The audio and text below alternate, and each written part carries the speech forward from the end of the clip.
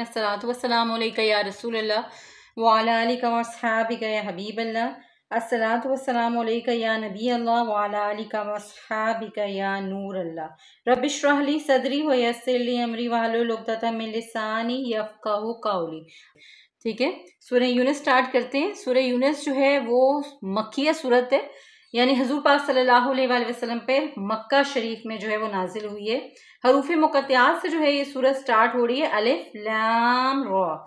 ये आयतें हैं किताब हकीम की। जिन लोगों को हमारे पास आने का ख्याल नहीं, वो दुनियावी ज़िंदगी पर राज़ी हो गए, इन्हें आखिरत की तलब और फ़िक्र ही नहीं, ऐसे लोगों का ठिकाना दोज़ख होगा। इंसान को जब कोई तकलीफ पहुंचती है तो बैठे लेटे और खड़े अल्लाह को पुकारने लग जाता है कि जैसे ही क्या होता है वो तकलीफ हटा दी जाती है, तो भूल जाता है कि कभी इसने हमें पुकारा भी था। ये लोग खुदा को छोड़कर ऐसी चीज़ों की इबादत करते हैं जो ना तो इन्हें कोई नफ़ा दे सके, नफ़ा मीन्स फ़ायदा, और ना नुकसान। याद रखो, अल्लाह के दोस्तों को तो ना तो कोई खौफ होगा और ना कोई गम, क्योंकि वो ईमान लाए और गुनाहों से बचते रहे। ये इनकी बहुत बड़ी कामयाबी है। इनके लिए दुनिया और आखिरत दोनों में खुशखबरी है। निस्फ हमारा कंप्लीट होता है। आप सल्लल्लाहु अलैहि वसल्लम इनसे कह दीजिए कि वो कौन है जो तुमको आसमान और ज़मीन से रिस्क पहुँचाता है। बेशक अल्लाह। बताओ वो कौन है जो तुम्हारे कानों और आंखों पर पूरा इख्तियार रखता है। और ये यकीनी बात है कि अल्लाह लोगों पर जुल्म नहीं करता, लेकिन खुद ही बंदे क्या करते हैं, अपने आप पर जुल्म करते हैं।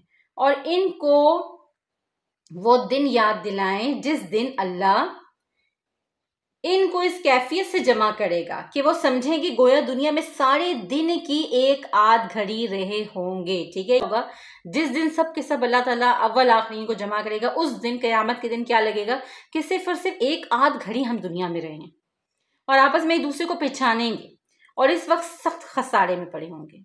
जिन्होंने इस दिन को झुटलाया और दुनिया में हदायत ना पाई, हर उम्मत के लिए एक वक्त मुकर्रर है बेशक, और जब वो वक्त आप पहुंचता है तो ना तो एक लम्हा आगे हो सकता है और ना पीछे हो सकता है। वो अल्लाह है जिसने तुम्हारे लिए रात बनाई ताकि तुम इसमें आराम करो, और दिन भी इस तरह बनाया कि तुम्हारे लिए देखने भालने का जरिया है। ठीक है, कमाने का जरिया है। दिन क्यों बनाया? काम काज के लिए बनाया। रात अल्लाह रब्बुल इज़्ज़त ने क्यों दुनिया, और आज दुनिया में जो भी इसके ऑपोजिट हो रहा है, ठीक है, वो देखें कि ऐसी चीज़ में जो कुदरत से हम हट के काम करते हैं उसमें कभी भी कोई भी कामयाबी जो है वो नहीं हो सकती है। अल्लाह ताला ने दिन को बनाया ही क्या, किसका वसीला बनाया? रिस्क का वसीला बनाया, काम काज करने को बोला। ठीक है, और रात किस लिए बनाई? आराम करने के लिए। तो ये दुनिया की ज़िंदगी चंद रोज़ा है और फिर तुम्हें मरकर हमारे पास ही आना है। बेशक सलासा होता है। हज़रत नूह अलैहिस्सलाम ने अपनी कौम से कहा कि अगर तुम्हें मेरी नसीहत बुरी मालूम होती है तो मेरा अल्लाह पर भरोसा है और तुम बेशक मुझे मोहलत ना दो और जो मेरे खिलाफ तदबीर करना चाहो कर गुजरो। और मैंने तुमसे अपनी नसीहत पर कोई मुआवजा नहीं मांगा और मेरा अजर तो मेरे अल्लाह ही के ज़िम्मे है। मोमिन किससे अजर मांगता है? मोमिन नेकी करता है। ये तो खैर अंबिया कराम की बात हो रही है, ठीक है, नबी की बात हो रही है, लेकिन मोमिन का भी ये हाल है। क्या करता है? अगर वो कोई नेकी करता है तो वो उसका सवाब, उसका अजर किससे मांगता है? अल्लाह से मांगता है, लोगों से नहीं मांगता कि मैंने इसके साथ नेकी की थी, आज ही क्या कर रहा है। ठीक है, तो लोग झुटलाते थे, इन पर तूफान का अजाब मुसल्लत हुआ। तूफान नूह को हम सब जानते हैं, जो कि पूरी दुनिया में आया था, तूफान नूह। और इसकी मैं ताद करता हूँ, जो लोग झुटलाते थे इन पर तूफान का अजाब मुसल्लत हुआ, और देखिए इनका कैसा बुरा अंजाम हुआ। ठीक है, हज़रत नूह अलैहिस्सलाम के बाद यहाँ पर बात आती है हज़रत मूसा अलैहिस्सलाम की। हज़रत मूसा अलैहिस्सलाम किसके पास भेजे गए थे? फ़िरऔन के पास। ठीक है, मिस्र के वक्त मिस्र जो मुल्क है ना, उसमें जो भी कोई बादशाह होता था ना, सब बादशाह को फ़िरऔन कहते थे। फ़िरऔन है जिसकी लाश जो है वो आज भी जो है वो क्या है, सेफ है। और अल्लाह ताला ने क्यों उसकी लाश को बचाया हुआ है? इबरत के लिए इसकी लाश को जो है वो बचाया हुआ है। ठीक, और जब हज़रत मूसा अलैहिस्सलाम ने फ़िरऔन के सामने मौजज़े पेश किए तो शुरू में फ़िरऔन के डर से चंद आदमी ही ईमान लाए, और इनका डर ना बेजाना था, क्योंकि फ़िरऔन हद इंसाफ से ना बाहर निकल जाने वालों में से था। बहुत गंदी गंदी सजाएं देता था। ठीक है, दुनिया में जो सबसे पहले फांसी का जो कानून था ना, वो इसी फ़िरऔन ने निकाला था। बहुत बड़ा जालिम बादशाह अपने ज़माने में गुजरा है। हज़रत मूसा अलैहिस्सलाम ने अपनी कौम से कहा, अगर तुम ईमान रखते हो तो इस पर तवक्कल करो। तो ईमान वालों ने कहा, हमने अल्लाह पर तवक्कल यानी भरोसा किया, और ये हमारे रब हमको जालिमों का तख्ता मश्क ना बना और हमें अपनी रहमत से काफिरों से निजात दे। और हमने हज़रत मूसा अलैहिस्सलाम को कहा कि फ़िलहाल अपने घरों में नमाज कायम करो, और मुसलमानों को बशारत दी। और जब फ़िरऔन गर्क होने लगा तो मरते وقت اس نے کہا میں ایمان لاتا ہوں بنی اسرائیل کے رب پر، تو جواب دیا گیا کہ اب تو سرکشی کرتا رہا، ٹھیک ہے، اور اب آخرت کو دیکھ کر ایمان لانا چاہتا ہے، اور آج ہم تیری لاش کو بچا لیں گے تاکہ وہ بعد میں آنے والوں کے لیے باعث عبرت ہو، لیکن پھر بھی بہت سے آدمی ہماری عبرتوں سے سبق حاصل نہیں کرتے تھے۔ کہ یہ جو فرعون تھا یہ بہت ہی بڑا ظالم تھا، ٹھیک ہے، حضرت موسیٰ علیہ السلام نے اتنا بڑا معجزہ دکھایا، پھر بھی تھوڑے لوگوں نے ایمان قبول کیا۔